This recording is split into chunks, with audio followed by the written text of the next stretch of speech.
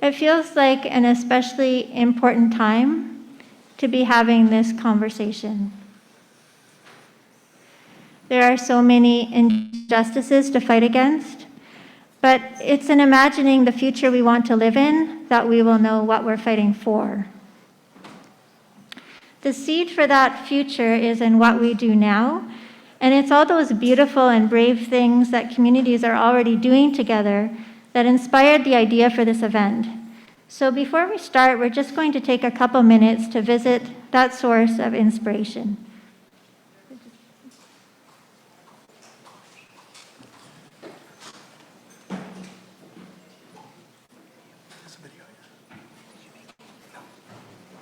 First time seeing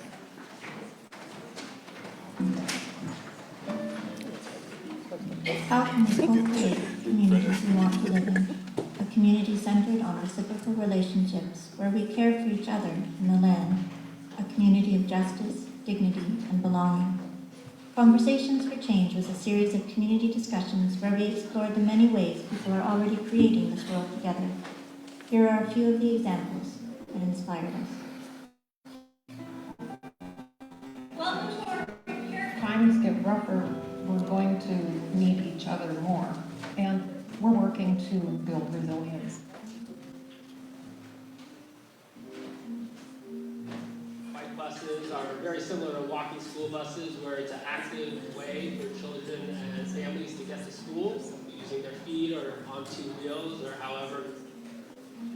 We try to think beyond just providing for the food needs of the community, but also what are the movement needs of the community. My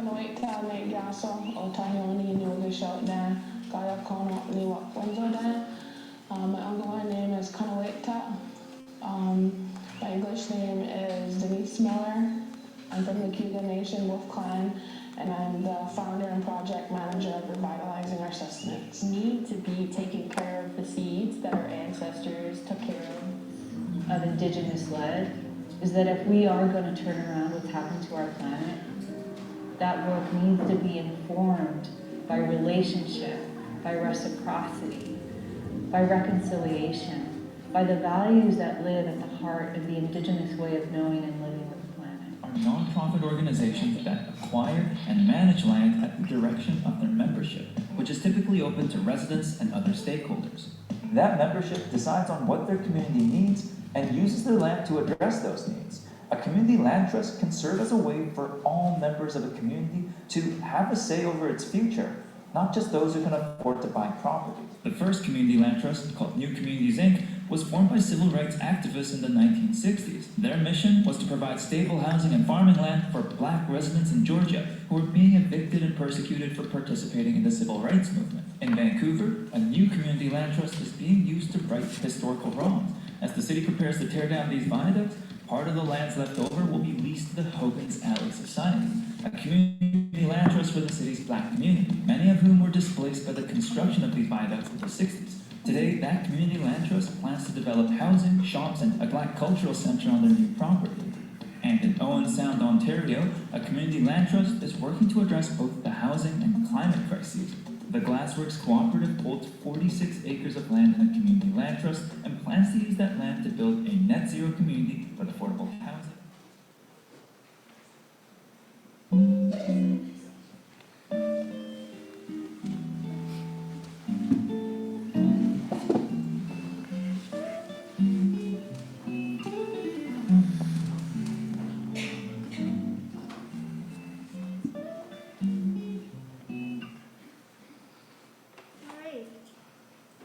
So I just want to add as well that there are some really great land trusts that are doing land back work as well. And I'd also like to thank all the organizations that agreed to have their video clips included in that little montage, and also Damien, who helped put it all together, just so we could share some of the work in the community that were inspiring us during those conversations. So one of the privileges of being in our own community, including by these wonderful folks that are here tonight. So I'm going to pass it over now to Isaac to introduce the panel.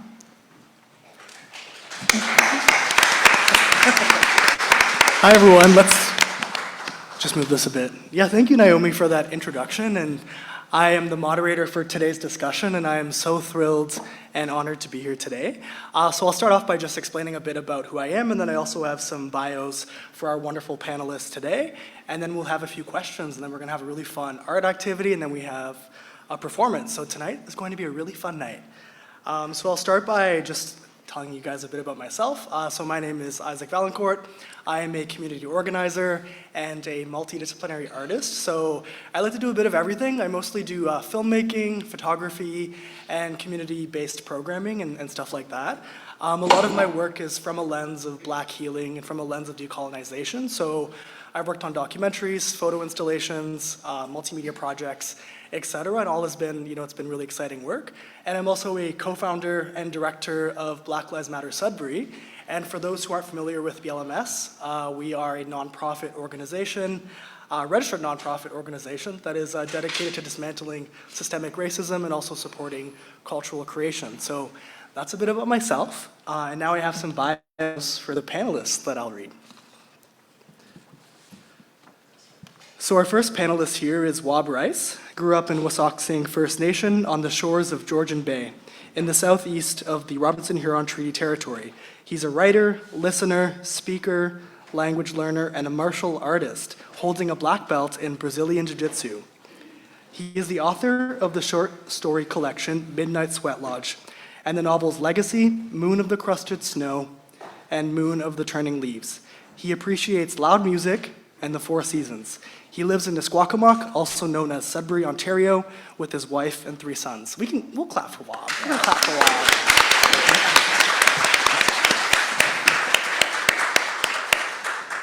And next up, we have Cora Ray Silk.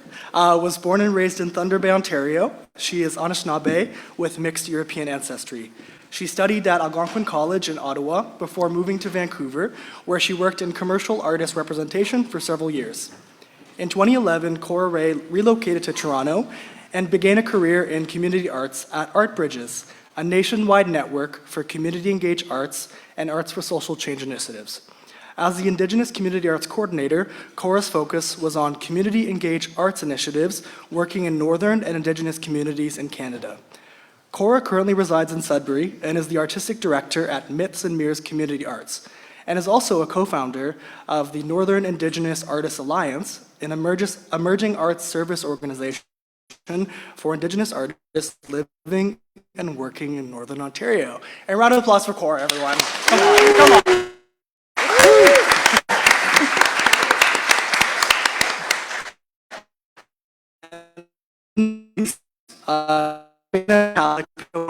Who is also the director of Community Relations for Black Lives Matter Sudbury, lives on the ancestral, traditional, and territory of the Atikamekasheng Anishnawbek Robinson-Huron Treaty Territory. She has been an activist and organizer for over 25 years, organizing Take Back the Night and various pride events in the city. Her most recent work supported those living with mental illness and using substances as manager at Public Health Sudbury and Districts, and previously worked as the executive director of NISA, also known as the Northern Initiative for Social Action. She currently leads work on health equity with Ontario Health North. She is a mama to 3 kiddos, 1 cat, and 1 bearded dragon, and is a partner to a badass Anishinaabe firekeeper from a Gwamkong unceded Indian Reserve. A round of applause for Shannon. Round of applause for Shannon.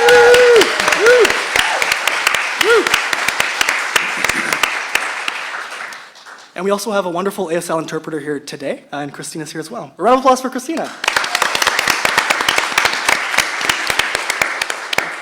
Okay, so now that I read the bios, now's the time we actually hear from our lovely esteemed guests tonight.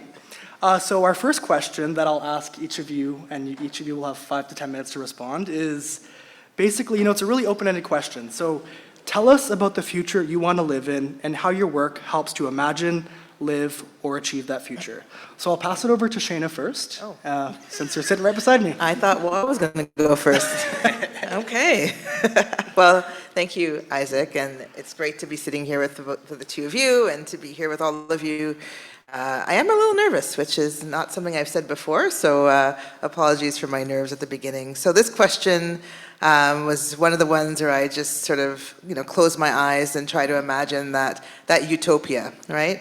As we currently feel like we're living in a dystopia. So I started to talk about words that came to mind, such as abolitionist, anti-carceral, anti-racist, anti-war, queer and sex positive, feminist inspired. Indigenous knowledges are forwarded, prioritized. Black resistance is honored, understood, and used as a basis for ongoing resistance. And collectivism, which pushes back against capitalism. And those are just some of the things that I think of when I think about that utopia. And as it was introduced, I work in health equity, which is becoming a buzzword, just like EDI. So it's a little bit challenging to have sort of this sort of wider understanding of what the world can look like, to be sort of hemmed in by this language around health equity and sort of engaging in toothless activities. So I find myself during the day, sort of moving forward policy that doesn't really feel like it's changing much on the ground.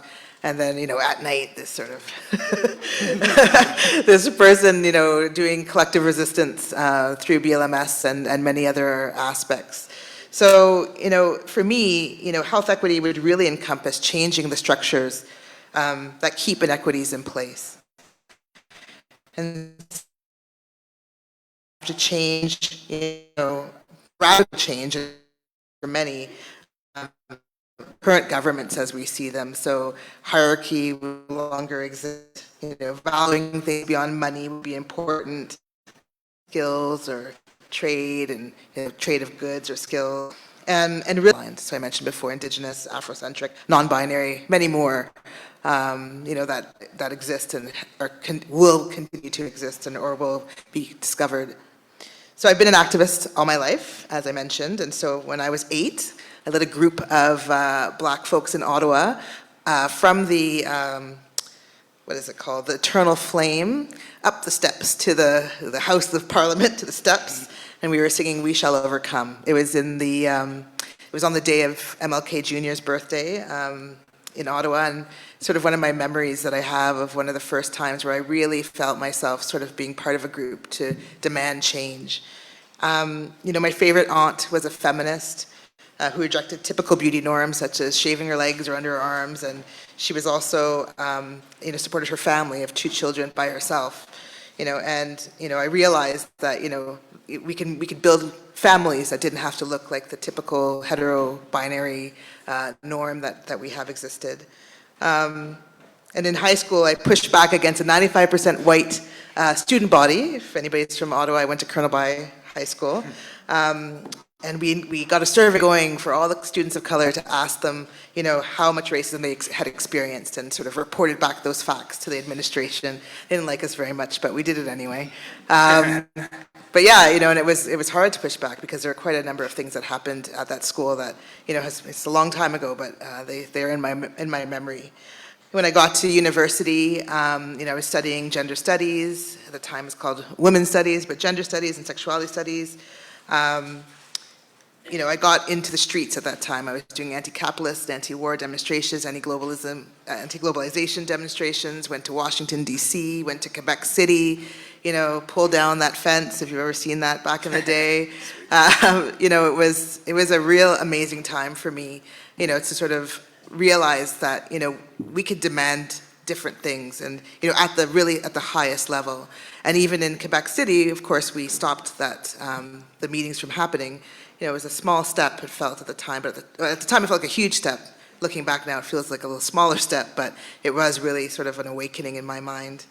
When I got to Toronto and I was doing my master's degree, we did a number of rallies in the street. I remember winding through like the Wall Street of Toronto, which I don't remember what it's called anymore, talking about, the ways that we can push back. And then when I came to Sudbury, I instantly started to look for places where I could do that work.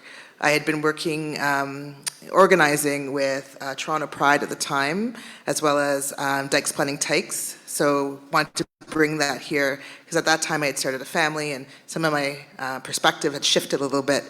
And so did some of that work here. And then also did, some work with Take Back the Night. And now with Black Lives Matter Sudbury. So, my most passionate connection to this idea of a livable world or a different future really is in the things I don't do in the 9 to 5, which is unfortunate because, of course, that's where my passion lies, but it can't be forwarded. So I'm thankful for those spaces that come together. So doing teach-ins, learning panels, to die-ins in the streets, which we did with BLMS. And without their loud voice for folks, you can't forget about the experiences that Black people are enduring. So I think about moving closer to the future I want is to engage in world building that allows me to live a life unapologetically queer, unapologetically Black, and also making sure that there's space for folks to live their truth in that space. So for me, those are the ways in which I would imagine a future. Oh.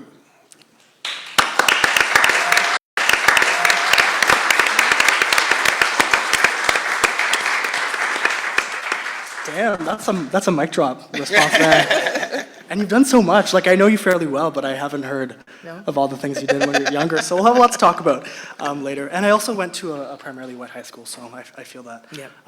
And we'll pass the question on to Wab. So Wab, we'll tell us about the future you want to live in and how your work helps to imagine, live, or achieve that future. Yeah, miigwech, thanks for having me. Thanks for coming tonight, everybody. It's nice to see you all on a hot Monday evening. Nice air conditioning here, thanks to the Sudbury Indie Cinema. I'll start by talking about, I guess, on a very micro level, what drew me and my family here to Sudbury in the first place was, I think, our perception of this community being kind of forward-leaning in the first place. My wife and I were living in Ottawa, and our first son was a baby. And when he came along, we wanted to be closer to our home community. So I grew up in Wissahickon, just about an hour and a half south of here. She grew up in Bruce Mines, and her Nish family is from Garden River, so that's near Sault Ste. Marie. And we just wanted, if we were to have more kids, for them to grow up in their home territory, closer to family, community, and so on, right? So we would drive from Ottawa to the Sioux area to visit her family on holidays and so on, which is about a 8-9 hour drive. And we'd often stop in Sudbury for lunch or whatever. And when we started thinking about settling in this area, Sudbury was high on the list because it made the most sense. It was kind of in the middle between Sudbury and Sault Ste. Marie areas. But my memories of Sudbury from my childhood weren't that glowing necessarily. We would come up here, for shopping trips or hockey tournaments or Science North visits. And I was very fortunate to grow up in Wissahickon, which is an island on Georgian Bay, just very beautiful place, right? And Parry Sound too is also very beautiful. So we would come up here back in the 80s, mind you, and there were no trees anywhere. And it was always very barren. And it was also quite, dystopian to me as a little kid, right? And I just never really liked the image of Sudbury that much. So I always had that sort of perception in my mind of it up until, I was an adult and I knew better, right? But when we, set our sights on Sudbury, we actually drove into the city on one of those trips out to Sault Ste. Marie. And we were both blown away. We saw a vibrant, lush, green downtown and community. We saw colorful murals on the walls of the downtown buildings. And we already knew that there was a strong Anishinaabe presence here. And we thought, maybe Sudbury is the place where we should end up. And ended up here 7 years ago. And 2 of our additional sons were born here. So I think it was, for me, recognizing how a place can change, just on the surface, mind you, but having a good understanding of what's underneath all that and what the potential also is for community building, for looking to the future. And for my wife and I, who are both of Anishinaabe heritage, it was really, I think, empowering and enlightening to know what could happen here and how this could be a good place for us to raise our kids, right? So on a very micro level, that's how I see, you know, a potential for a good future, is just having all the elements in place and really nurturing those as best as possible from all facets of society and community, right? From the arts, from healthcare, from, you know, community building, you know, from politics and so on. And in terms of what I do, I don't consider like the work I do, you know, that transformative, to be honest. You know, it's not at the policy level. It's not sort of breaking down doors, you know, at high levels of government or anything like that. But, you know, my responsibility as an artist, as a creative, I think, is to, you know, just plant the seed for people, to help them imagine where a future can go, how to nurture the gifts that we have as humans, and how to build community together in terms of getting to that good place for all of us. And I'm glad you brought up utopia, Shana, because that's you know, such a tricky thing to sort of wrap your head around, right? Like, utopia looks different for everybody in here. You know, I think we all have our own ideas of what that could look like. But we do have a very strong, solid, shared understanding of dystopia for sure, you know? Because we're kind of living through that, you know, many of us have. But I think that shared experience, that shared struggle is what can get us to utopic goals. So as a storyteller, as a writer, I think what I want to do is just, you know, peel back the curtain a little bit on what our potential is. And so what I want to see in a place like Sudbury especially is a place where everybody is welcome, of course, where everybody is included. Because this is Anishinaabe territory, I of course want to see our language thrive here once again, you know. And I would love to, you know, have my kids have the opportunity to take immersion, Anishinaabe immersion. Doesn't exist yet in the public school system, right? But I think, you know, having events like this, getting us all together to discuss ideas is a good step in that direction. So, Chimigosh, thank you. Thank you, Great.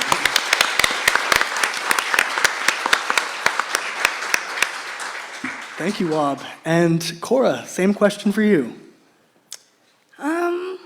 Well, I'm not from Sudbury. I've been here for about 9 years now.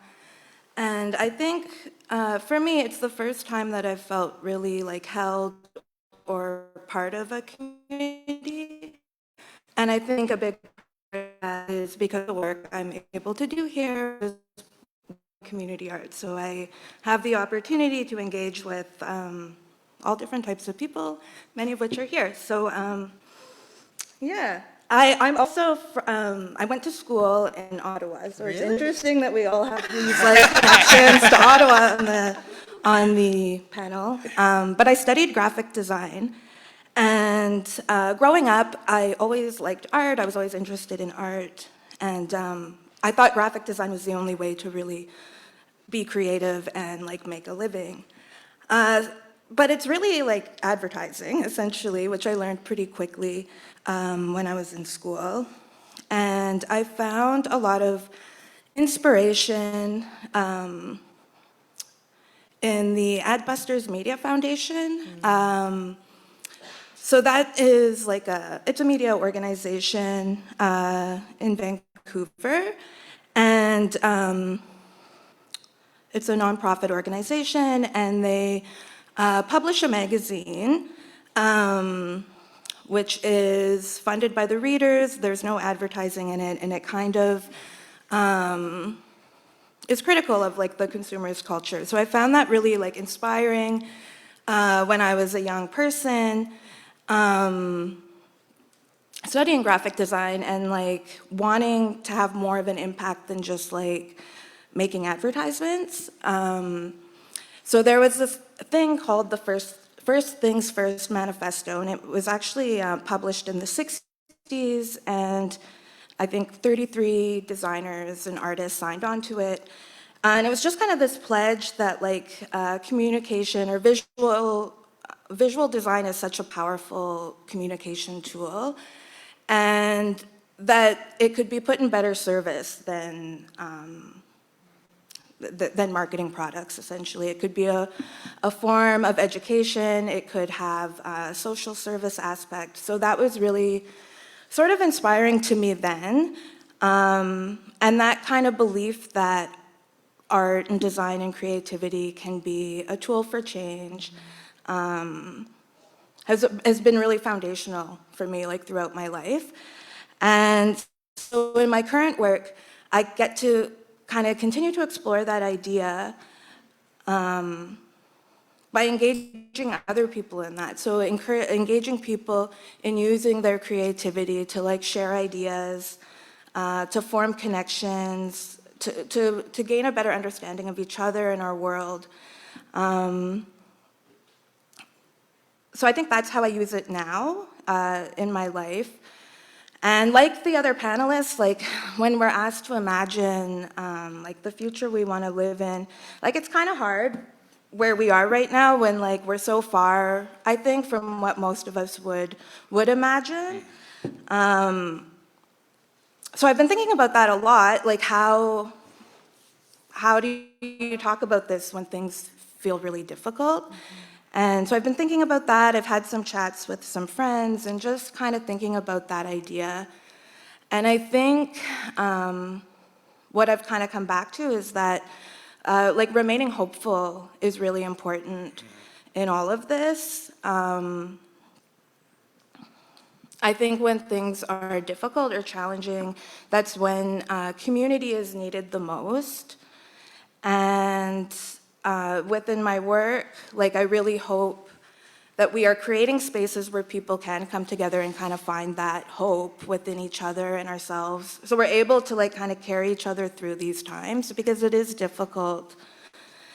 And I don't know, I think that's what like solidarity is. That's what it is to work together and to just kind of like, when I was younger, I thought like these things were kind of hokey, like just have hope, you know? But I mean, it's really true because I think action is always going to be better than no action, and just like staying motivated can be a big challenge. So I really think that within community arts or within Myths and Mirrors, like we're trying to cultivate those spaces where people can come and find that the connections within their own community, within themselves, to just stay active, to not like lose that hope, because really it's like the only thing that I think can keep us going in these times.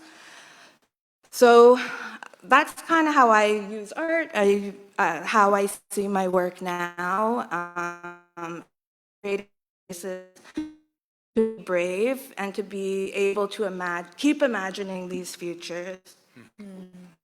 Thank you, Laura.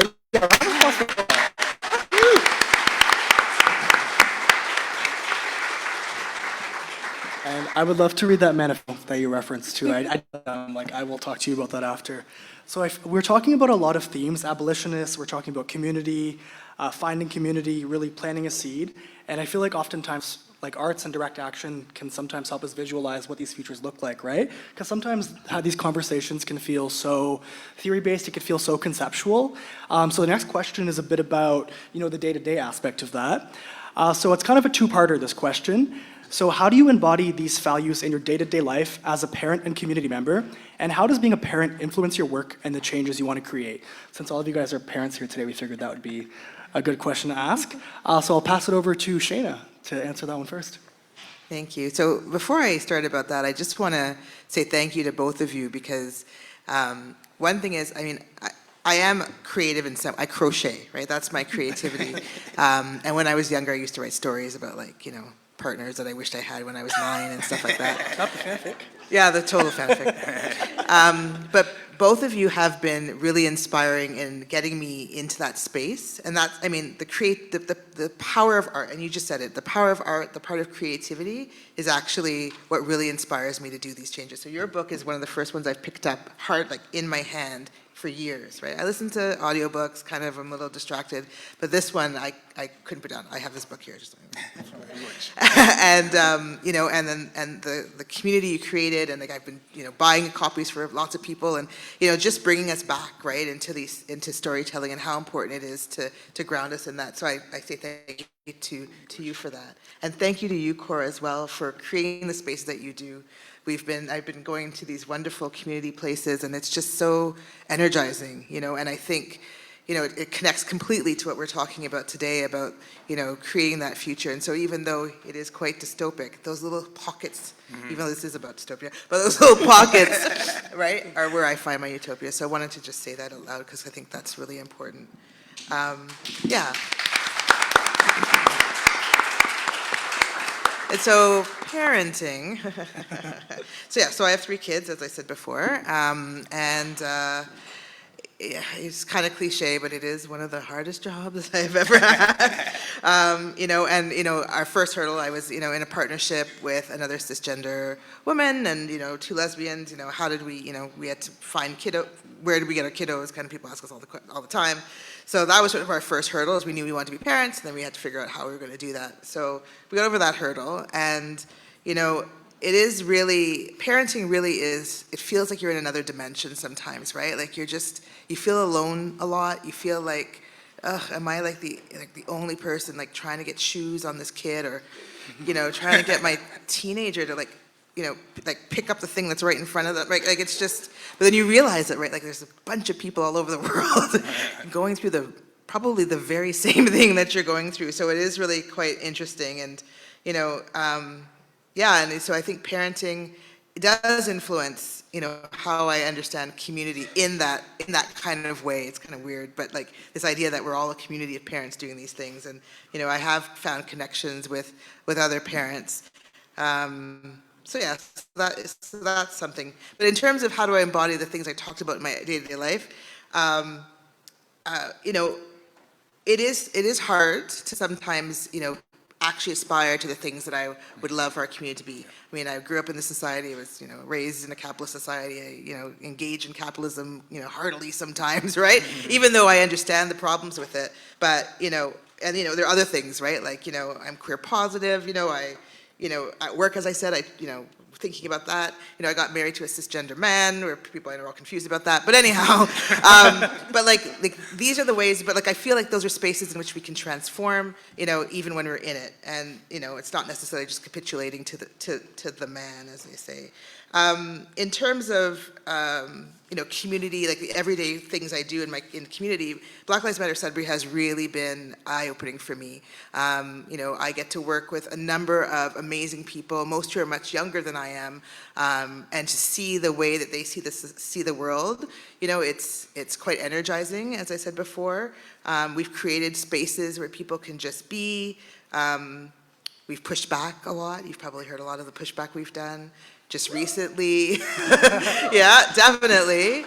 Just recently, and I know it's like the big thing in the room for a lot of us here, right? Like, Pride is coming up, and that was a bit of a dumpster fire, right? And it was, but and I've had a lot of online fights in my life, right? So, although, my partner tries to get me off the internet, but I have had a lot of online fights. And this time there were other people in there, like with me, right? Like just challenging people, and not in a way, and I know we were coded as being angry and all that kind of stuff, but it really was in a way of like, this is our community, we care for it, right? And so how can we, as people who have decided to live here and to engage in this community, how can we make those changes? And so as a result, we've decided instead of, continuously pushing back and critiquing, which is important, and it's important work, we've decided to create a space we want to be in. So we've got an event coming up, in a couple of weeks, where we're just saying, this is going to be the healing space that we're going to do. So I think that's one of the ways that the things I do every day embodies the future we want to live in. It's like not just sort of being, pushing back, but also realizing, we're going to create these spaces and invite people in. And, I think I've seen that happen with the 2 of you and the work that you do, and, happy to be part of that in this community. So I'm sure we'll talk about that event later on, but yeah, hopefully. And so, yeah, so I think that's one of the ways that we can really start to sort of dig in and say, yes, we can take control of, especially when situations feel a bit dire. So, yeah. Thank you, Sheena.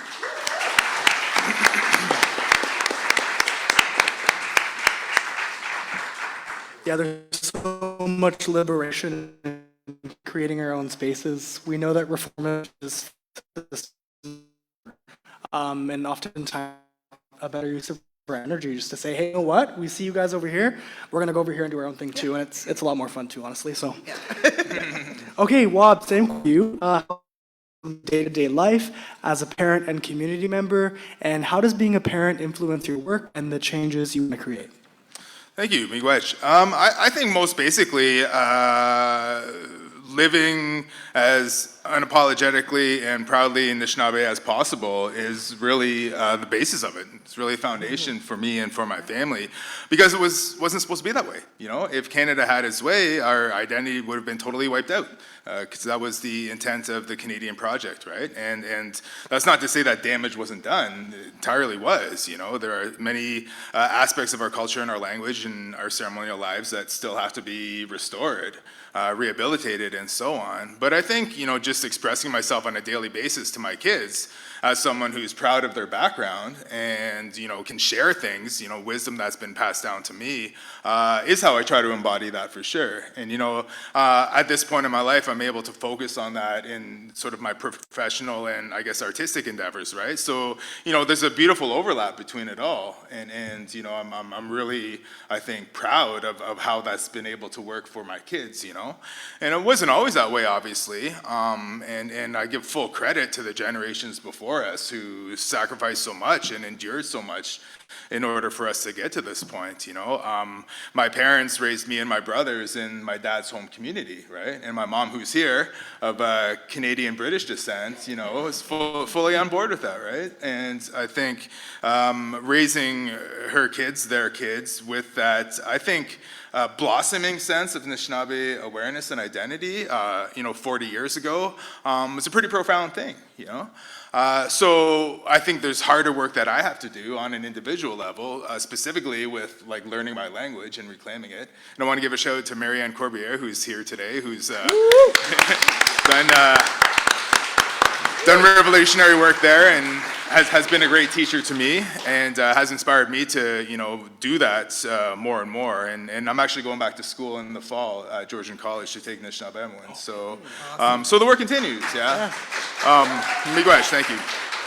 I mean, I'm not a fluent speaker yet, so I got a long way to go. But just lastly, how that influences my artistic work. I'll try to be as concise with the story as possible, but when I left my job at CBC 4 years ago, it was to write this novel, the sequel to Moon of the Crescent Snow, which is called Moon of the Turning Leaves. And I quit a couple months into the pandemic, and my wife was pregnant with our second child then. And it was a very difficult time, as we all remember. You know, we didn't know if I'd be able to be in the hospital room with her. We didn't know if there'd actually be like healthcare infrastructure still functioning at the point, because it was right. But then he was born in June of 2020. He just celebrated his birthday. And you know, when he came to us, you know, as scared as I was for the world at the time, you know, when I held him for the first time, you can't help but be hopeful, you know, for a little baby boy. You owe that baby hope for the future. You have to envision a future for him, right? They deserve that, you know, and you owe that to them for bringing them into the world. So that really, I think, you know, I'd always wanted to keep a strong thread of hope through Moon of the Turning Leaves, but that just really, I think, solidified it for me. And he was my main inspiration behind, you know, working through the rest of that whole process. So, yeah, so I would say, you know, being a dad has directly impacted, you know, my artistic practice for sure. Thank you, Thank you. Just wanted to make a quick comment. Yeah, the unapologetic expression, that's the part I'm working on too. And sometimes it can be hard to, you know, reconnect with that cultural identity. So thank you for sharing that. And Cora, same question for you. I'll read it back. That's my job as the moderator, so I will do that. So the question is, how do you embody these values in your day-to-day life as a parent and community member, and how does being a parent influence your work and the change you want to create? Well, I think within my work or as a community member, I try to just be genuine and be genuine in who I'm being in the community. I try to like mean what I say. I try to be honest.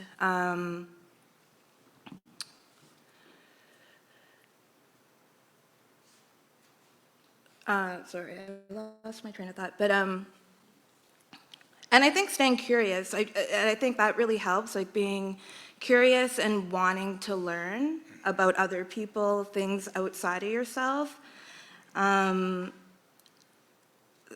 So those are things I try to carry into my work and as a community member and as a parent. I think how being a parent has influenced me, it's like forced me to be hopeful, to imagine a world outside of, or a time outside of my lifetime. I don't think I thought about things like that as deeply before I was a parent.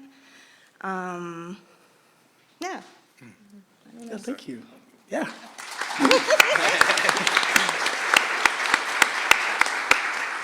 Can No, of I course. respond to that? Yeah, go ahead.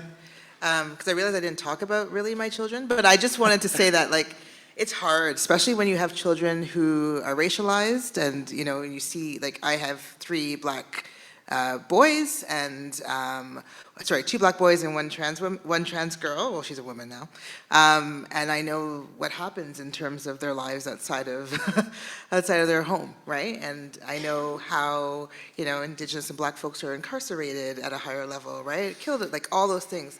So sometimes it's really difficult to even talk about parenting because, yeah, I think it is really tough. But hearing the 2 of you talk about a little bit about the hope, I think that definitely is a thread as well. So, yeah, just wanted to add that. Yeah. Building on that too, this is what I was thinking about while we were talking, and it was something I was talking about over the weekend. We were kind of like talking about how change can be so slow, and that's really frustrating. To not see things change as quickly as you want, or as much as it's needed. But then I was thinking about my son River, and he is so proud of his Anishinaabe heritage. He's had his hair long like since he was a kid. He doesn't want to cut it. He's really interested in learning about the culture, and those are things where I'm seeing that change in my lifetime because like I grew up in Thunder Bay, which is like especially back then it wasn't a safe place to be Indigenous or proud to be Indigenous. So seeing my son be able to live that part of his life proudly has been really inspiring for me. And it is a reminder that like change does come. Yes. And that's great. Thank you.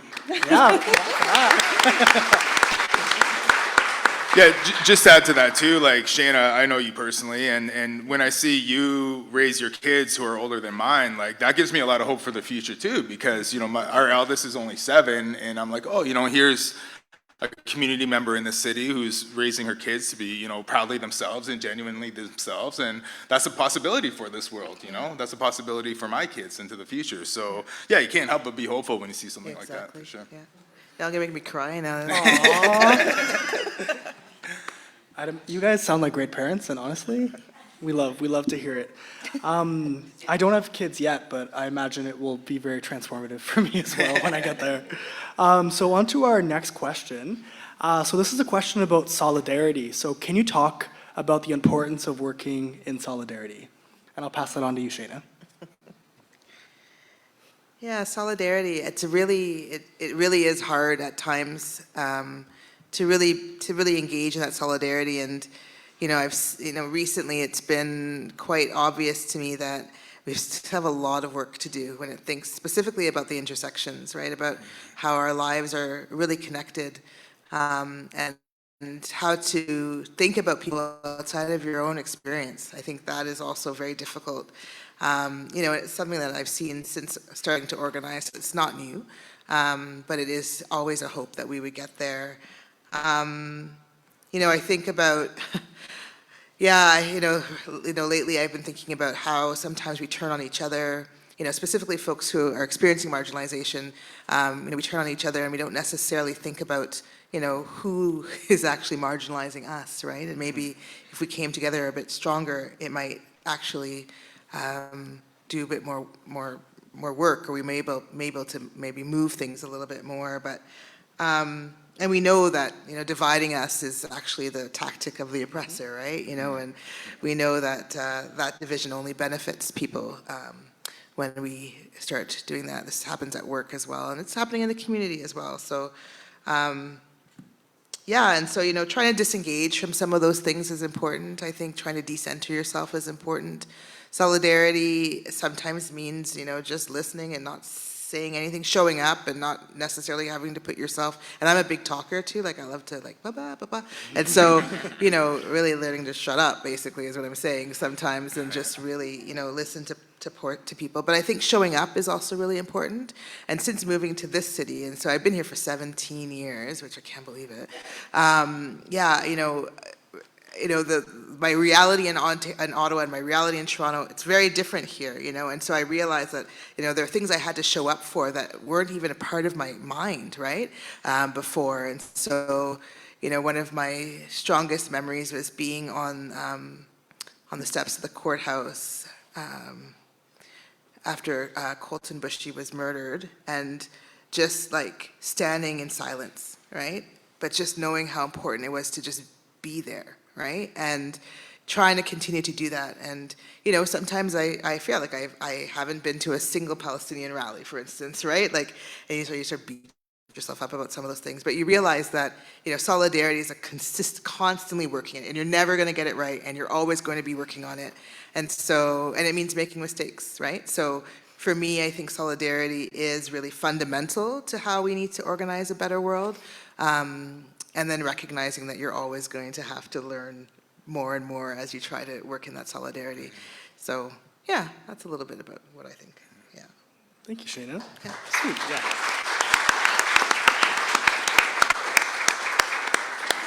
And yeah, just to quickly comment on what you shared, but I feel like, the colonial state sometimes makes it feel like there's only, one racialized issue at a time. It makes it feel like you either care about black people or you care about indigenous people or you care about queer people. That's it. God forbid you care about everyone at the same time.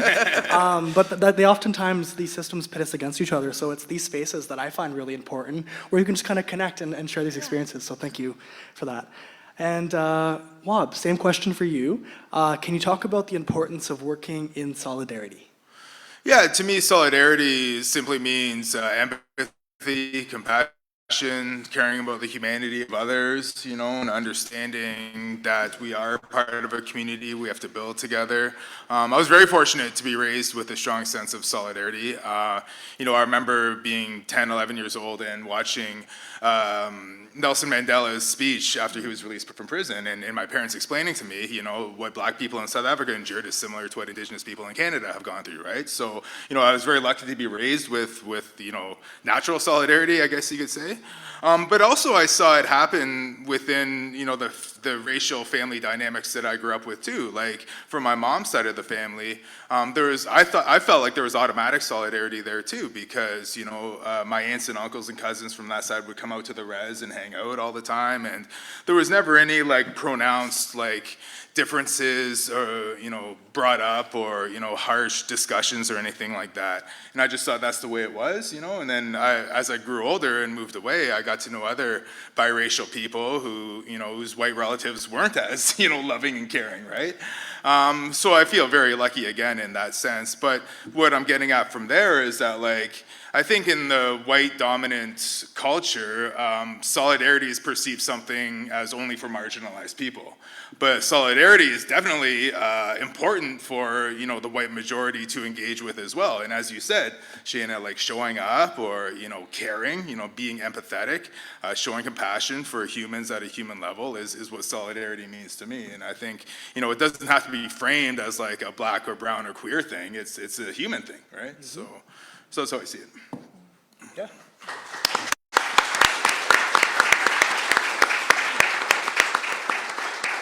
Yeah, exactly. Showing up for a rally, showing up for a teach-in. There's so many local events too, and all allies can participate in solidarity as well. And Cora, same question for you. Can you talk about the importance of working in solidarity? Well, I think it's important because, it's the only way forward in my mind. When we were talking about imagining the future we want to live in, it was I can't imagine that future for myself without imagining it for everybody. And but I think like it is hard, and I think sometimes people feel like they need to get it perfect, or like not offend anyone, or always say the right thing. And I think being comfortable with making mistakes and sort of having that, like being humble in that way, like, yeah, I don't know everything, but I'm willing to learn. I think that's really important. And then on the other side of that is also having grace and allowing people to make mistakes, and giving them, I don't know. That's all I'll say about that. Yeah. But yeah.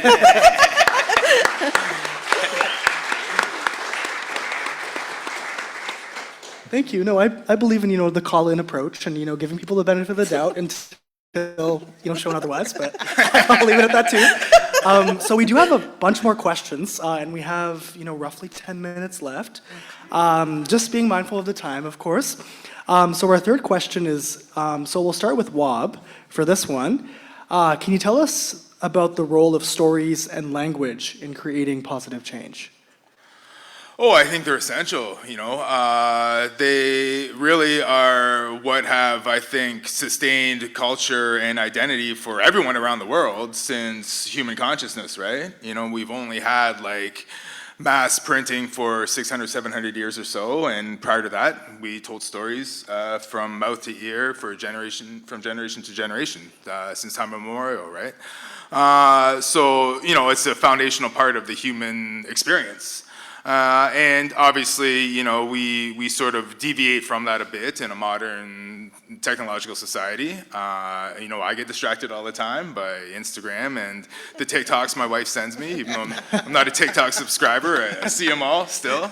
But I think, really nourishing that sort of mental act of remembering stories and language and making sure they're spoken and heard, I think can bolster our collective consciousness, and that storytelling, I think, practice really is what can, I think, enforce that solidarity and really, I think, propel it at the same time too, right? In terms of language, as mentioned, I'm still on this lifelong journey to learn my language, to document it and socialize it in literature is obviously a huge objective of mine, to have it represented in a predominantly English text and not necessarily have it translated, just let it be itself, I think is a form of reclamation and of resistance, right? And the more and more we see languages, especially in Anishinaabe, come into various artistic media, the more we're empowering other people to learn and share, and the more we're teaching everybody else about the sounds that have been spoken here since well before anybody arrived from Europe, So it's just a part of really supporting and sustaining, who we are as Anishinaabe and as Indigenous people more broadly. Thank you. Thank you.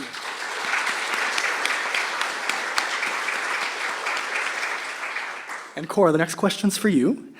So can you tell us more about how community arts works in creating positive change?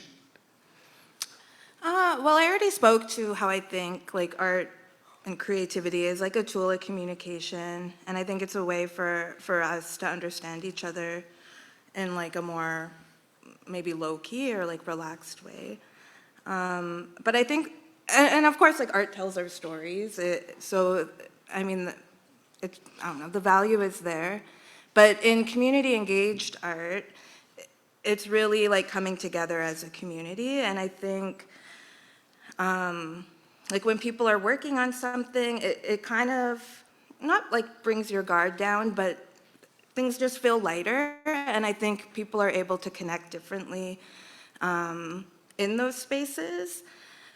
So for me, in my work, that's what's been really valuable, is being able to bring people together and just seeing what happens, kind of, not having, and in community art, it's never about the end result, it's always the process. So for me, that's creating the change, because you can have people that would otherwise not be together, and I think when we step out of our comfort zone, that's when things can happen. Yeah, it's beautiful. Thank you.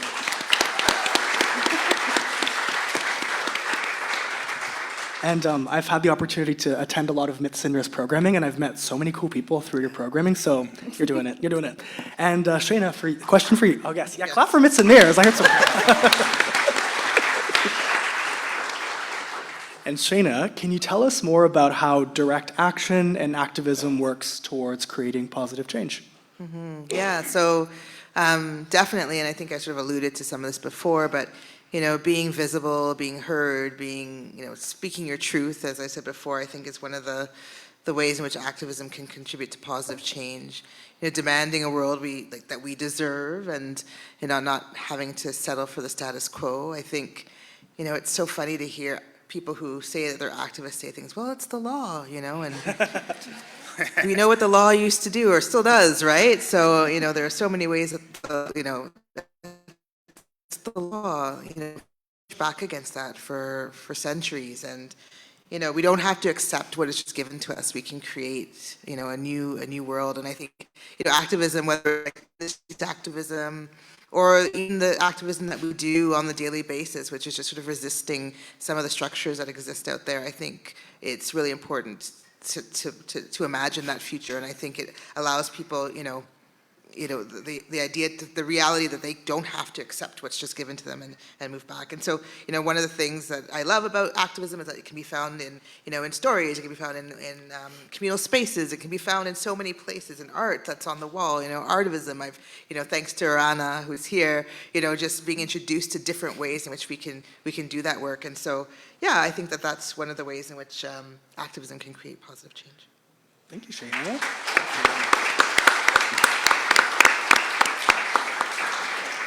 Thank you. So I'm going to skip one question. We'll just go to the question about successes and some learning moments, because that's something I really want to hear.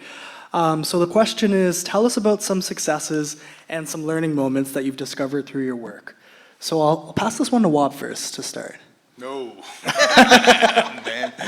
I think basically I measure success by reader saying either I saw myself in what you did or I learned something from what you did. Very basically, and of course, yeah, like book sales help feed my kids and speaking engagements and all that. That's a measure of success too. But yeah, all I'm really trying to do is again, make those human connections, right? Through what I'm trying to create, through the stories I'm trying to tell and so on. So yeah, hearing that feedback means the most to me. That's when I feel like I'm sort of onto something, right? Of failures, there are many. There have to be many, if you're gonna, succeed by whatever definition you have for that. I think, especially on a cultural level, you have to be so cautious, so careful with what you share, right? What you're going to put out there. And I try to be as sensitive as possible with, those specific cultural or ceremonial teachings or that specific indigenous experience that may be sensitive. Sometimes things will, come through that may be harsh for people to read, or maybe difficult for maybe people in my life to read too, or to sort of connect with, right? So I always try to have as many fulsome conversations as possible on the front end before I explore some of those more difficult topics, because there is still a long way to go for healing, right? And I think from an Indigenous perspective, it's really important to acknowledge the spectrum of experiences, Some people will be farther along to whatever healing looks like for them, and some people will just be starting out, right? And you can't really define something as a singular Anishinaabe experience or a singular Indigenous experience overall. I think you really have to factor in all the sort of nuances of who we are as Indigenous people and what we have endured and what we still have to heal from, right? So yeah, I think it's just a matter of reducing harm as much as possible when dealing with those really sensitive topics. Thank you, Wab. Thank you.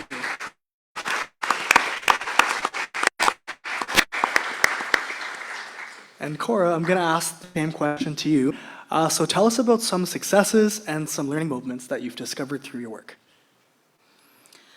Well, at Myths and Mirrors, I'm proud of the the work we've done to engage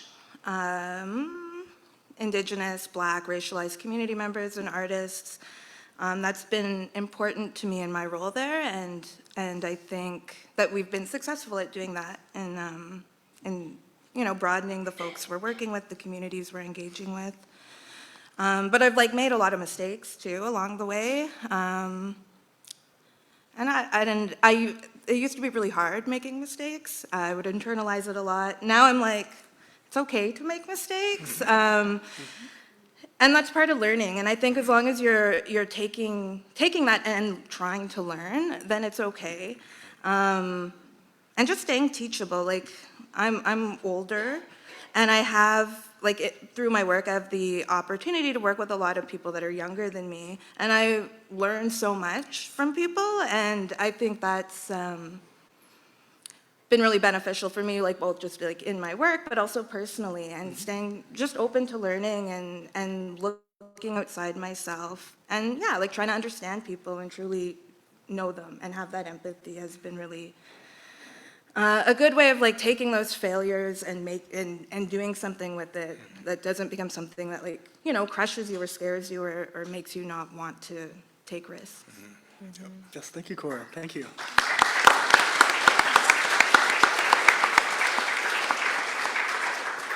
And Shayna, same question for you. Tell us about some successes and some learning moments that you've discovered through your work. Yeah, so I think there've been quite a lot of successes, and a lot of them have been in a collective success, right? So working with other people to bring about a change, or or to demonstrate the importance of a certain subject. Specifically with Black Lives Matter Sudbury, we've done quite a lot of things to move from something that was full of despair and violence and sadness to really showing resilience and resistance. In this community that we now call Sudbury. I think a lot of the work that I did initially when I was working at NISA, or Northern Initiative for Social Action, around mental illness and substance use, I think that there are a lot of successes there. And just, I see people talk about peer support, which is the idea that people who have lived experience of mental illness, like myself, are the experts on their lives and on the care they need, and can be employed to do that work and support others. Now we talk about it like it was always a thing, but I remember when it really wasn't, and people wouldn't talk about their mental illness openly, and so I see that happening a little bit more. Still a long way to go around addiction, but hopefully we can also get some learnings from that.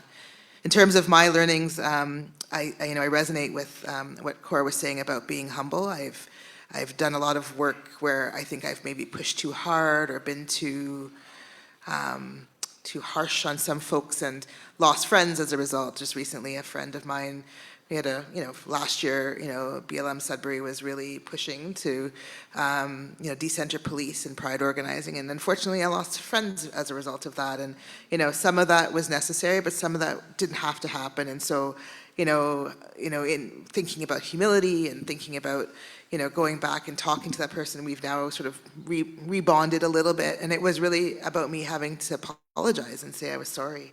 That sometimes I get really, really connected to my work, and I can stop remembering that people make mistakes and people need space to grow and to learn, including myself. So, I've seen that happen in activist circles. That sometimes we push people away, and I have to come to a sense. And I think it's because I'm older now that I'm a little bit more able to see that in between, that gray zone. And before I was much more, black and white. So I think that's one of the ways in which I'm sort of learning, is to really be more humble in how I approach the work I do, and be open to making my own mistakes, and that other people will also make mistakes, and to give, I'm sort of repeating Cora now, but to provide that grace as well. So, yeah. Thank you. Yeah.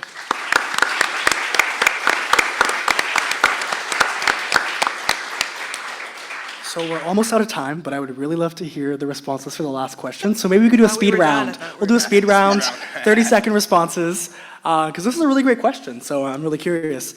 The question is, if there's one thing you could change in this community where you live now, what would it be and why? So we'll do a speed round, 30 seconds, 1 minute. A really big question to ask in 30 seconds to 1 minute, but maybe just some themes or some closing remarks, or if you could change anything today, what would that be? I'll pass it on to Wab first for this one. Anishinaabe immersion Yes. for kids everywhere. There you go. That's great. And Cora, one thing you would change? Affordable housing. Oh, yeah, that's a good one. Good one. And Shayna, one thing you would change? Well, I had a really complicated answer for this one, but I really think that we should be a bit more anti-carceral in our work. So abolish prisons and defund the police. Okay, well, that brings us to the end of our wonderful panel discussion. Thank you so much for everything the three of you shared today. Round of applause for our panelists.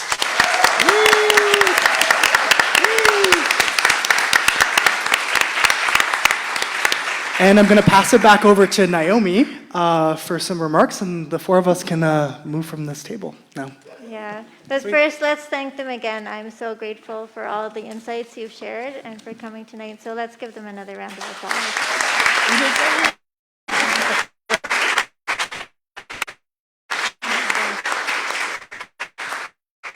Thanks so much, Isaac, as well. Great job, Isaac. Thank you.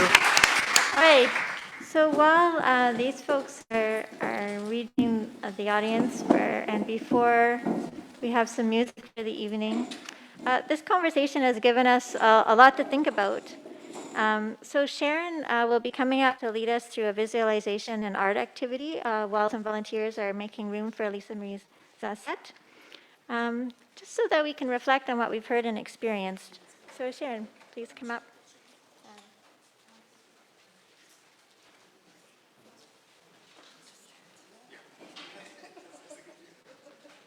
Okay, yep. Hello, can you hear me? This is where you get to find out what these are for. A lot of people were really curious about that when we came in the door today. So it was a really interesting discussion that we had, and it raised a lot of ideas for us all to think about. I'm really grateful for the conversation that we had today. So we want to go through a little bit of a reflection about what it is that we heard and what that meant to us. So you were given this bookmark. It's kind of an artifact. In order to build our future, we're starting with the society that we have right now, and this is an artifact of that society. And so what we're going to do is we're going to transform that artifact, just as we're trying to transform our community into something that we really want to live in. And so I'm inviting you to think of some words or images that arose in your mind as you were listening to the discussion tonight, and write that down. So just take a minute and think what words really resonated with you tonight. What ideas really resonated with you tonight that had a lot of meaning for you? What words stay with you? What images come to you? What feelings arise in you? What resonated? What will you do to imagine or create the future you want to live in? What one thing will you do? One thing leads to another thing, leads to another thing, leads to another thing, and all of the things that we do together combine to create this new world that we want to see. So you can imagine that you're sleeping and you wake up in the morning and we are in this community that is what you imagine it to be. What would you see? Who would you see? Where would you go? What would you do, and who would be there? So take a few minutes to write that down or draw pictures and kind of capture what it is that we experienced in the discussion tonight. I'll give you a few minutes to do that, almost 10 minutes. 8 minutes now. What's that? No, just write on one so that it will transfer the way a receipt does. And you'll notice too that the transformation of this receipt has already started with the purple ink from local grapes that has been splashed across. There's a lovely quote on the back that you can look at as well. So just draw on the top one. What you draw will be transferred to the inner one. And then when you leave, if you're comfortable with it, you can give us the top one and we can make a display with it, and you can keep the bottom one and use it as a bookmark.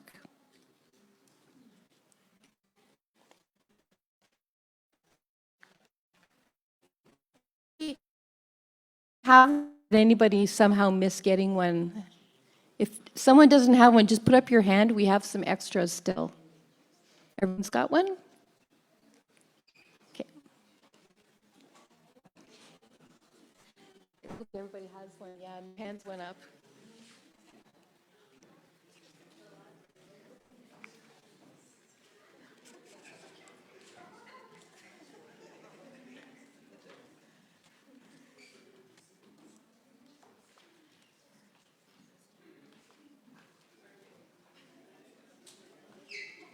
It could be a word, an image, a short story, a quote.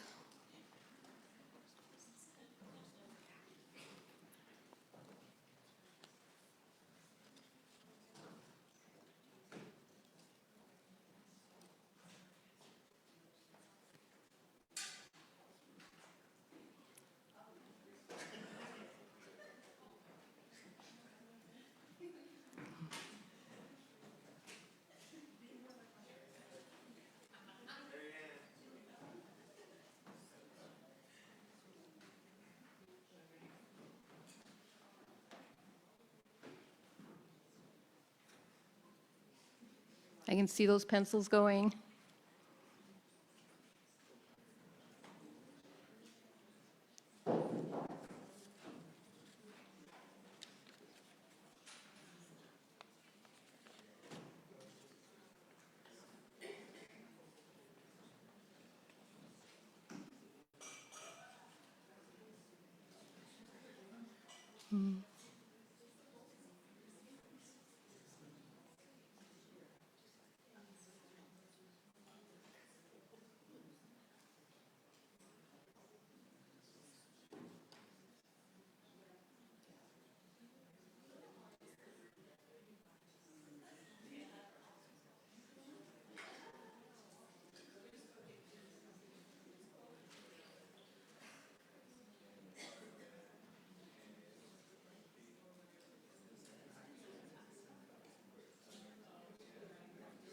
I notice a lot of people are finishing up, so I just want to remind you that you will see an imperfect impression on the copy below.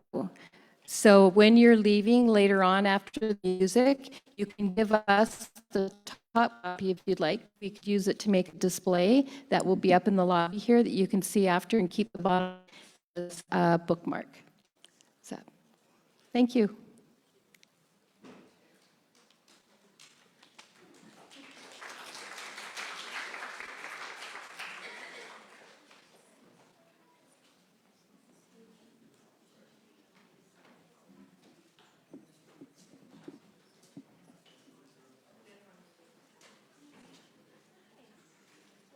Waiting for Lisa Marie while she's getting her guitar. Does anyone want to shout out any of the words that they have put down? It's like, yeah? The word I wrote down was water. I want to see a future where everybody, every person, everything, every plant, every animal has free and clean water to live in and to enjoy.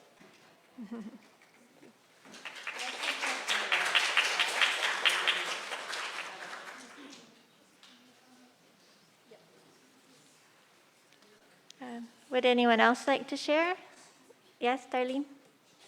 Sometimes when we become so aware of what needs to change and what is actually happening, we can often be a little impatient with people who are only just starting to seek or understand. And so I wrote that I'd like to be extra patient and encouraging to any tiny little step that someone takes in their journey to open their eyes to what's happening through all of it. Right. All right. Anyone else inspired for change? Yes? Be loving and caring. That says it all, doesn't it? All right. Are you ready, Lisa Marie? Okay. All right. So thank you very much, Sharon, for leading that. And we're going to be finishing the evening with some music. We're really fortunate today to have Lisa Marie performing for us tonight. Lisa Marie is a singer-songwriter, also a wonderful person. who's part of Atikamekasheng Anishnawbek. She does her best to live her life unapologetically. I think that was a theme we heard during the panel as well. Daily affirmations like, "You are amazing in your colossal presence," keeps the shame at bay from the intergenerational effects of colonization. She embraces her body and creativity. She wants every Indigenous girl, woman, femme to know that they are significant and worthy of all the love in this world. Her music is influenced by Prime Country, MGB, 90s grunge, Alaya, R&B, No Reservations, the blues, and her parents, Jack, Dolores, Napons. Yay. She's currently working on releasing her first album, so exciting, and she continues to write new music, capturing the life of an Anishinaabe in the beginning of the 21st century. So thank you so much for sharing your music with us tonight. Miigwech. Thank you for having me. Ani Bojo. Miigwech for the bish. My name's Lisa Marina Ponce. I'm from Atikamekasheng Anishnawbek. It's a territory we're all in right now. And Bungi Eta Nado Anishnawbamoin. I only know a little bit of the language. Gitchinendum Mumpi Nungum. I'm happy to be here today. So these songs that I wrote, that I'm going to share today, a lot of it is influenced by the people that I love, the people that are around me, and also what my role is in the community. So I'm an auntie. I never had any children, but I have 4 nieces and 2 nephews. So this song I wrote for my nieces. I just wanted them to kind of have an anthem for them to always go back and say that they can meet their gifts and their goals. And it's called Candy Store.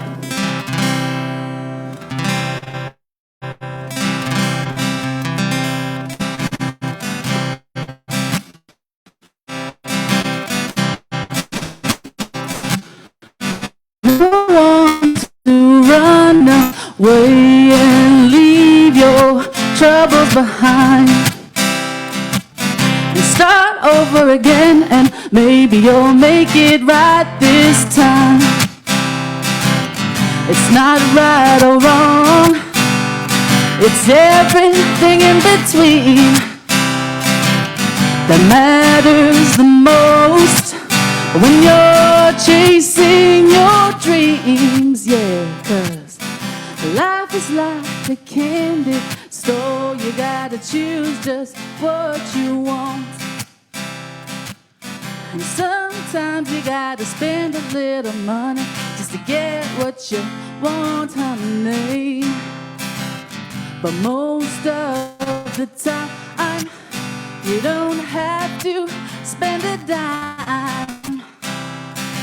So don't be afraid to take life by the reins. Yeah, da da da da da da da da da da da da da. Come sit beside me.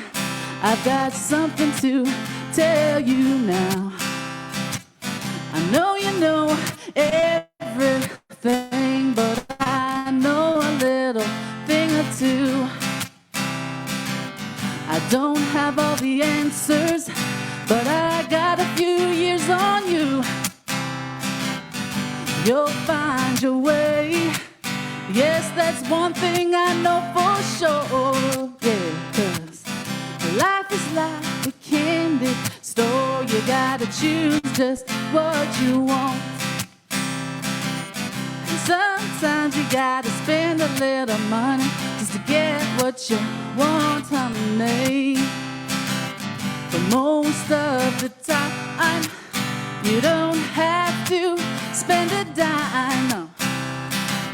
So don't be afraid to take life by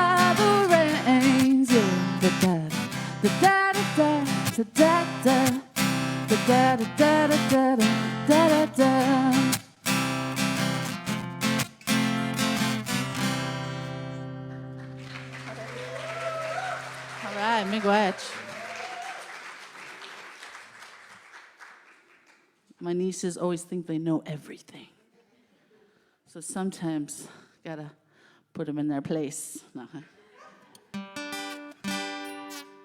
All right, this next song I wrote, it's called Powwow Princess. And it's really just about us going back to the circle. You don't have to have fancy regalia. You don't have to have platform moccasins. But if you did, you can rock them. And you don't need this fancy regalia to go into the circle. You just need to be there as you are. And that's a lot for all of our ceremonies. So this is called Powwow Princess.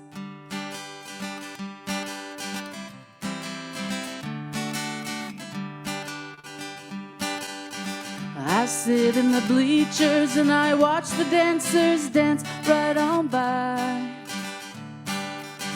They are so beautiful with the colors of the earth and the sky. They swing and sway like the grass on a windy day. I ain't no powwow princess, but I know where I belong. Up in the dance arena, dancing strong with my moccasins on. Oh, the two steps up next and the MC says, ladies' choice. I take one look around, when I see your face I can't look away. I know you can't say no or you'll owe me $5.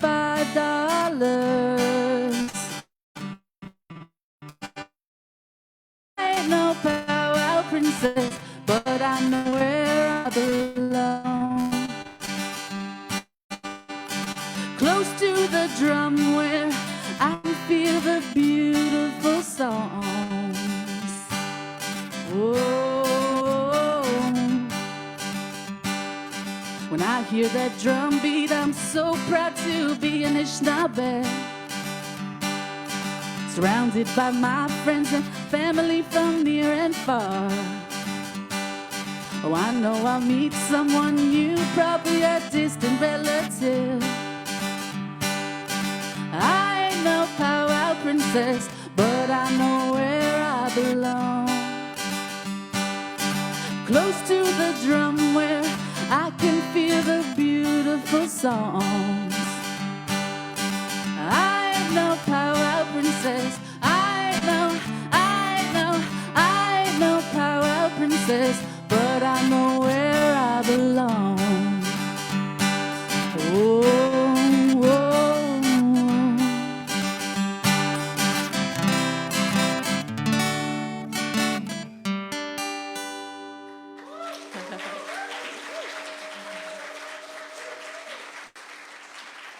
Miigwech.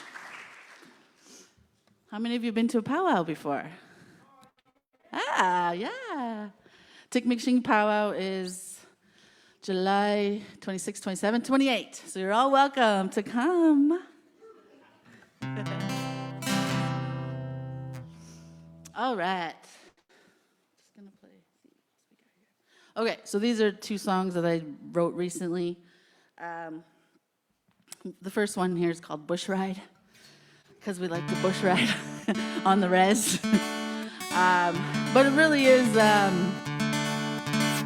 it's kind of like healing too, but it really is depending on your healing journey and where you're at. So that's one thing I like to share about, is how much I love the beautiful territory that we live in. So I'm gonna try this one.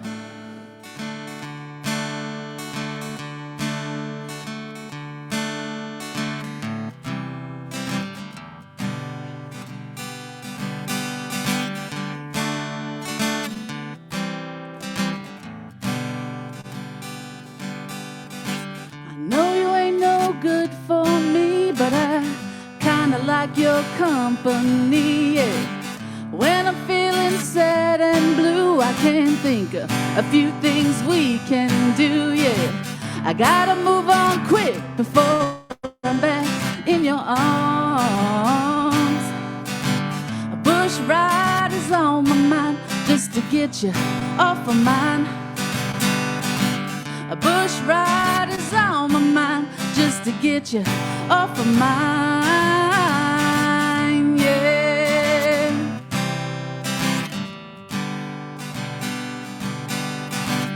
Jump on in, let's go for a ride, and we'll leave all the problems we have aside, yeah. Life's full of ups and downs, I'm gonna live this life the best way I know how, yeah. I gotta move on quick before I'm back down in the pits. Bush ride is on my mind, don't worry, I'll be fine. A bush ride is on my mind, don't worry, I'll be fine, yeah.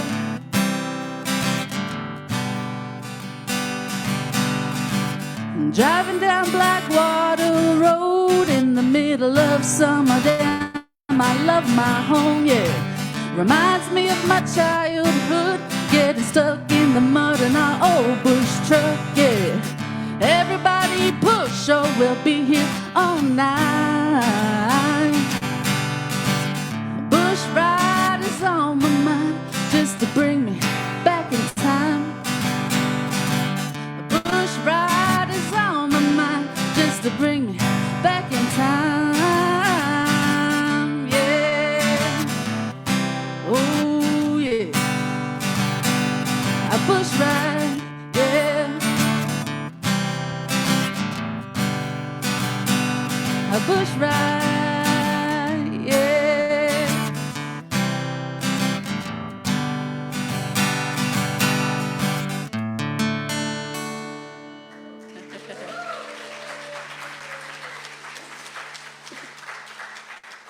So if you come to the powwow, you'll definitely go for a bush ride, just so you know.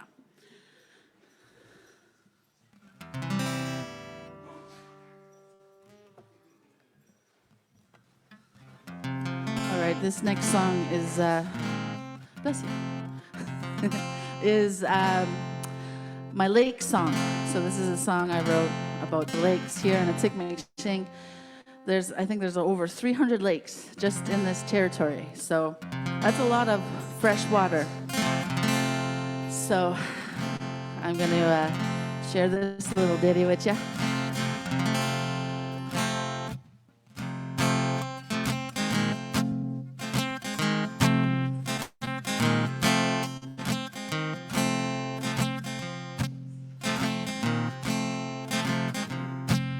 At Whitefish Lake, we've got the best swimming hole in Ontario. At Whitefish Lake. Has anybody ever been to Whitefish Lake? Guys, I love that place. It's pretty good. You all should come.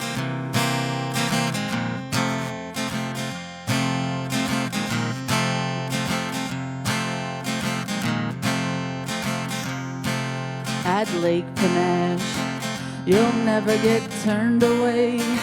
You'll always have a place to stay at Lake Panache.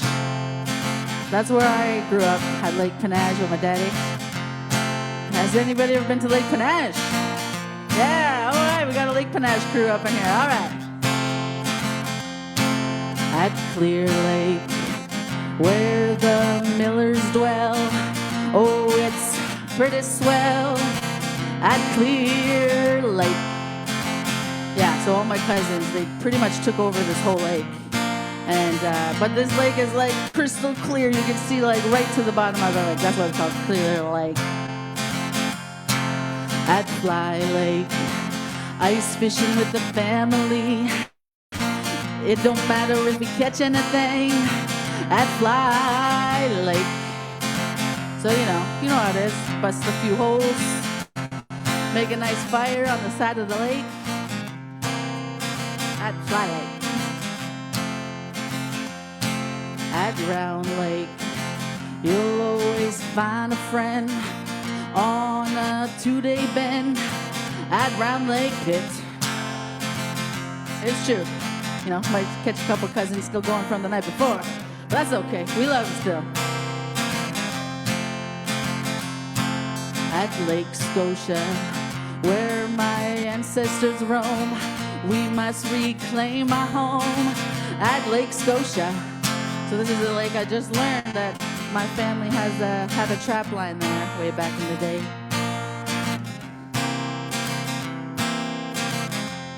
I talked about this one already.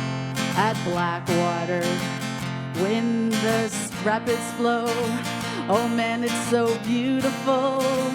At Blackwater Bridge, so that's the place we like to go a lot, is Blackwater Bridge. But in the spring, it gets pretty mucky out there, so be prepared. In Atikamekasheng, we've got so many lakes to see, so protect them for you and me and the next generation. All right, that's my lake song, folks. We gotta take care of the land and protect our lakes.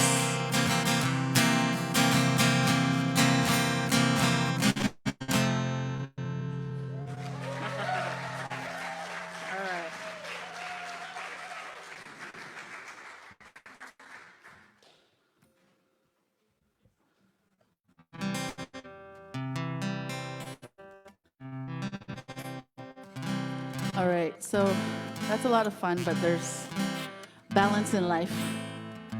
So this song I wrote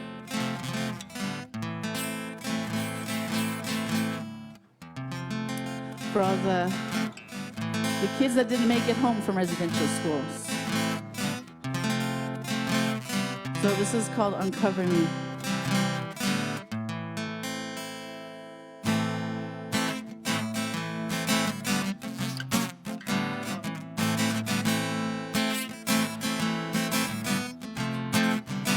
There we go.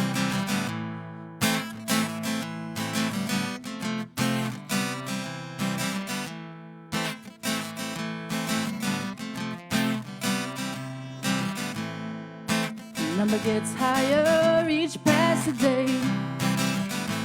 Children's bones found buried in the clay.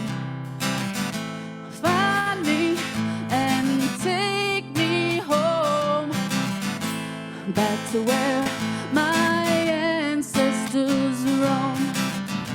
I know it's hard sometimes to find the shining light. Uncover me to make it right. Let my spirit fly tonight.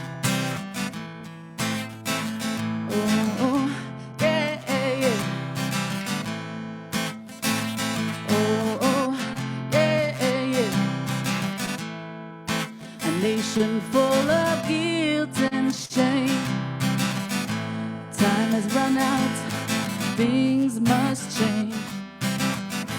The future is in our hands. Make sure it never happens again. I know it's hard sometimes to find the shining light. Uncover me to make it right. Let my spirit fly tonight.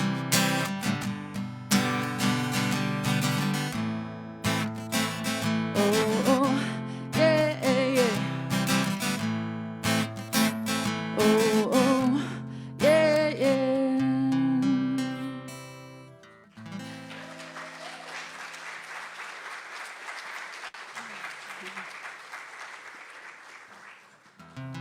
So with that also comes strength and power. This song I wrote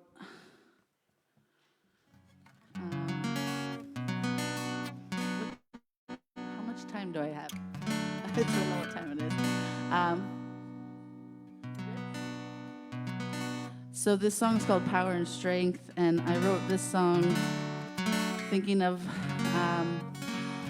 all the Tukwa and all the women in our communities who are doing really good work, like the Tukwa I sing today, miigwech, for your words and the amazing work you're doing in our community. Yes, give them that.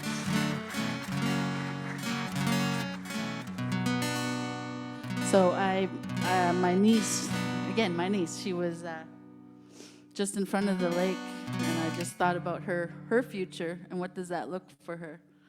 And so anyways, this is a song called Power and Strength. You can find this on all social media, or social music platforms. If you want to download it and add it to your playlist.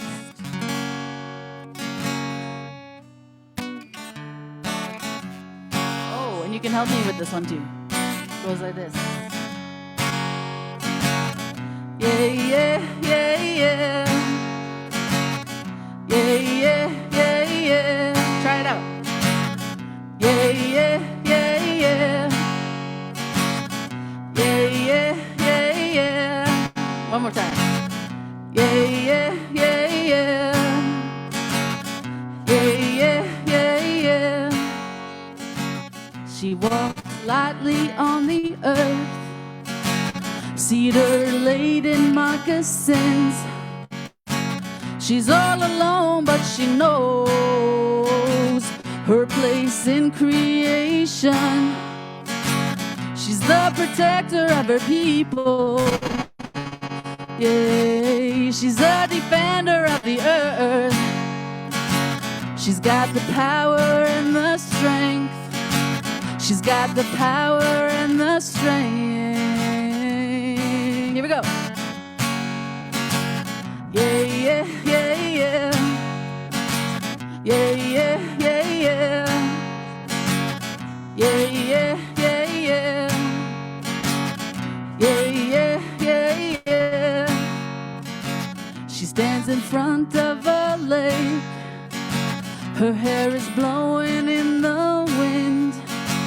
She's all alone, but she knows she's got the power and the strength to bring our people all together. Yeah, to stand up against another. She's got the power and the strength. She's got the power and the strength. Here we go. Yeah, yeah, yeah, yeah. Yeah, yeah, yeah, yeah. Yeah, yeah, yeah, yeah. Yeah, yeah, yeah, yeah. I envision a world where Indigenous girls can roam this earth free from violence. So, what would it take? What would it take? What would it take? What would it take? So take her hand and you will see we can once again be free from this injustice and this heartache that we face every day. We've got the power and the strength. Yes, we do. We've got the power and the strength. Here we go. Yeah, yeah, yeah, yeah. Yeah, yeah, yeah, yeah. Oh, oh, oh, oh. Yeah, yeah, yeah, yeah. Oh, oh, oh, oh. Oh, oh, oh, oh. Get away, Nani Buin.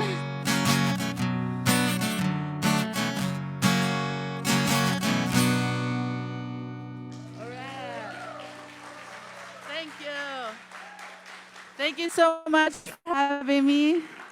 And that's my set. So, miigwech.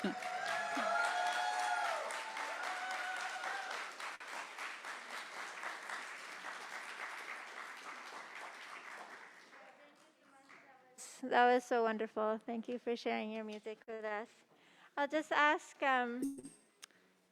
you to stay here, and for Shayna, Cora, Wab had to step out to help with bedtime. And Isaac, if you could just come up for a moment, we'd like to thank you. Everyone come up. Yeah. So again, thank you so much for your generous sharing tonight. Really, I'm so grateful for you coming. Heather's here from Wordstock, and they prepared a little gift for you as well. Christina, I don't know if you're still here. No? Okay. So yes, please come up, Heather, and let's all thank them again. I think they really gave us a wonderful evening.